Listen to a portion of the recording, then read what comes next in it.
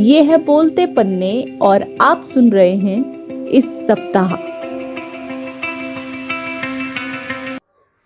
किसान आंदोलन का अब क्या स्टेटस है? क्या ये अब कमजोर पड़ चुका है या फिर प्रदर्शनकारी एक युवा किसान की मौत की वजह से शोक मना रहे किसान अब नई रणनीति के साथ दोबारा दिल्ली कूच कर सकते हैं?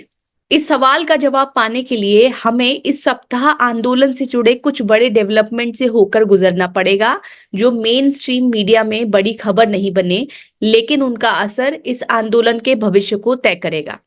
बोलते पन्ने के इस सप्ताह सेगमेंट में आज बात किसान आंदोलन की। नमस्कार, मैं हूं शिवांगी। किसान आंदोलन में शामिल एक युवा किसान की गोली लगने से मौत के 8वें दिन इस सप्ताह गुरुवार को उसका अंतिम संस्कार कर दिया गया। पंजाब हरियाणा सीमा के खनौरी बॉर्डर पर आंदोलन चल रहा था, जिसमें गोली लगने से 22 साल के किसान शुभकरण की मौत हो गई, जिसके बाद मृतक का परिवार और प्रदर्शनकारी किसान हरियाणा पुलिस के खिलाफ हत्या का मुकदमा दर्ज कराने की मांग कर रहे थे। मृतक के परिवार ने कहा था कि जब तक उनके बेटे के हत्यारों के खिलाफ मामला दर्ज नहीं होगा, वे उसके शव का पोस्टमार्टम नहीं होने देंगे।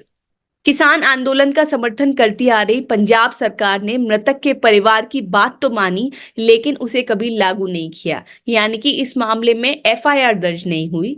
हालांकि उसकी ओर से शुभकरण के परिवार को 1 करोड़ रुपए का मुआवजा और मृतक की बहन को सरकारी नौकरी देने की घोषणा कर दी गई थी। पंजाब सरकार की इस घोषणा को तब मृतक के परिवार ने ठुकरा दिया था और अपनी मांग पर लगातार अड़े रहे। पंजाब पुलिस के खिलाफ हत्या का मुकदमा दर्ज कराने की मांग पर किसान परिवार और प्रदर्शनकारी संगठन को लंबी लड़ाई लड़नी पड़ी और इस सप्ताह अज्ञात के खिलाफ हत्या के मुकदमे की 0 एफआईआर पंजाब सरकार ने दर्ज करवा ली है, यानी पंजाब पुलिस ने एक 0 एफआईआर दर्ज कर ली है। पंजाब पुलिस की ओर से दर्ज की गई 0 एफआईआर के बारे में इंडियन एक्सप्रेस ने रिपोर्ट किया है कि इसमें घटना स्थल को खनौरी बॉर्डर के पास जींद जिले में बताया गया है, जो कि हरियाणा में पड़ता है। यानी इस एफआईआर में पंजाब पुलिस ने सीधे तौर पर हरियाणा पुलिस के खिलाफ हत्या का मुकदमा तो दर्ज नहीं किया, लेकिन घटना स्थल हरियाणा में ही दर्शाया है।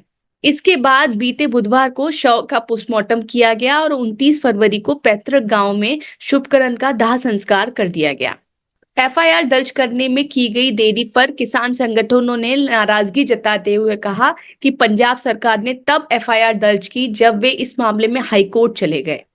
दूसरी ओर किसान संगठनों की याचिका पर कार्रवाई करते हुए पंजाब हरियाणा हाईकोर्ट ने पंजाब और हरियाणा की राज्य सरकारों की जमकर लताड़ लगाई।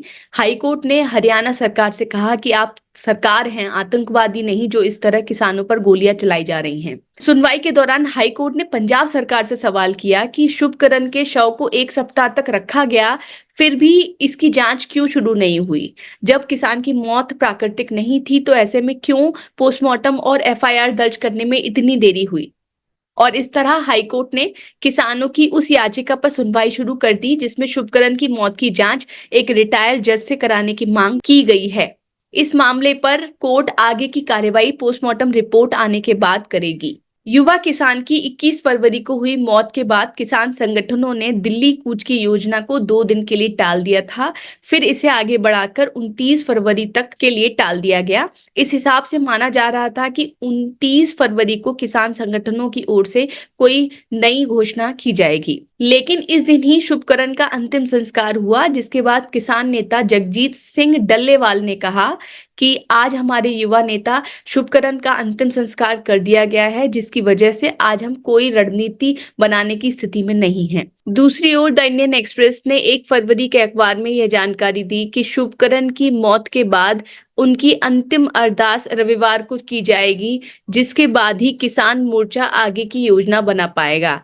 यह जानकारी इंडियन एक्सप्रेस ने किसान मजदूर मोर्चा और संयुक्त किसान मोर्चा अराजनीतिक के प्रमुख नेताओं के हवाले से दी।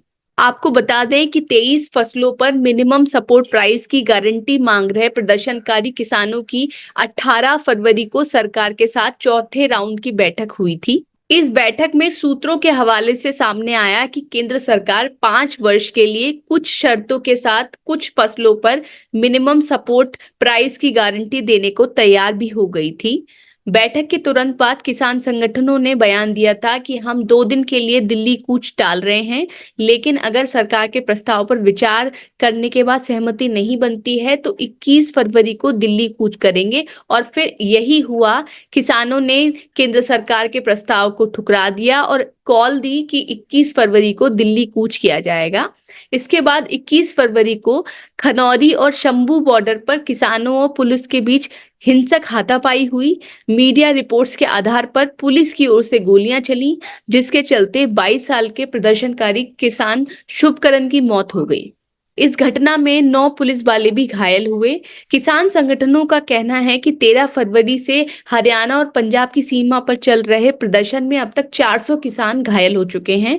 कई किसानों की तबीयत पुलिस के द्वारा ड्रोन से छोड़े गए आंसू गैस के गोलों के वजह से बिगड़ी, तो कईयों को रबड़ की गोलियां लगी। इस सप्ताह आंदोलन को लेकर दिल्ली पुलिस की तरफ से भी एक दिल्ली अंबाला नेशनल हाईवे को इस 26 फरवरी को आवाजाही के लिए खोल दिया गया। 17 दिन के बाद पुलिस ने अपनी बैरिकेडिंग हटाकर हाईवे को एक ओर से खोल दिया और दोनों ओर की सर्विस लाइन भी खोल दी। आपको बता दें कि इसी नेशनल हाईवे को दिल्ली पुलिस ने कंक्रीट के बैरिकेडिंग के जरिए बंद कर रखा था, ताकि पंजाब के किसान हरियाणा होकर दिल्ली के अंदर प्रवेश न कर जाएं। नेशनल हाईवे खोले जाने के बाद आम जनता के बीच मेन स्ट्रीम मीडिया यह संदेश तो पहुंचा रही है कि अब या तो आंदोलन कमजोर पड़ा है या फिर पुलिस को भरोसा है कि किसान दिल्ली कूच की जगह पंजाब हरियाणा सीमा पर ही आंदोलन जारी रखेंगे। युवा किसान शुभकरण की मौत के बाद हरियाणा सरकार के रुख में भी नरमी देखी गई। हरियाणा सरकार ने अंबाला पुलिस के उस फैसले को वापस ले लिया था जिसमें पहले पुलिस की ओर से कुछ प्रदर्शनकारी किसानों के ऊपर एनएसए लगाने की घोषणा की गई थी। इसके अलावा हरियाणा सरकार ने किसानों को मनाने के लिए ब्याज माफी की घोषणा भी की। पिछले सप्ताह राज्य का बजट पेश करते हुए मनोहर लाल खट्टर ने 31 मई तक मूल राशि का भुगतान करने वाले किसानों को फसल ऋण पर ब्याज और जुर्माना माफ करने की घोषणा कर दी। विशेषज्ञों का मानना है कि हरियाणा सरकार की नरमी का कारण आगामी लोकसभा चुनाव हैं। वे यह नहीं चाहते कि पंजाब की तरह ही हरियाणा का किसान भी आंदोलन में कूदकर सीमा पर डेरा डाल ले। अब बात किसान आंदोलन को लेकर जारी प्रधानमंत्री मोदी की चुप्पी पर। 13 फरवरी से जारी आंदोलन के बीच मोदी ने इस पर सीधे तौर पर कोई बयान तो नहीं दिया, लेकिन कई राजनीतिक कार्यक्रमों के दौरान वे देश के किसानों को संबोधित करते हुए अपनी सरकार के कार्य गिना चुके हैं। साथ ही इस सप्ताह केंद्र सरकार ने पीएम किसान सम्मान निधि की अंतिम किश्त जारी कर दी, जिसके तहत करीब 10 करोड़ किसानों के खातों में 2-2 हजार रुपए भेजे गए हैं।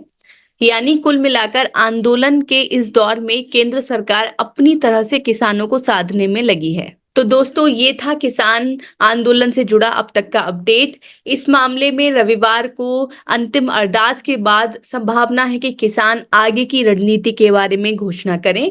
आगे जो भी अपडेट आएगा उसके बारे में आपको विस्तार से बताएंगे। फिलहाल इजाजत दें। नमस्कार।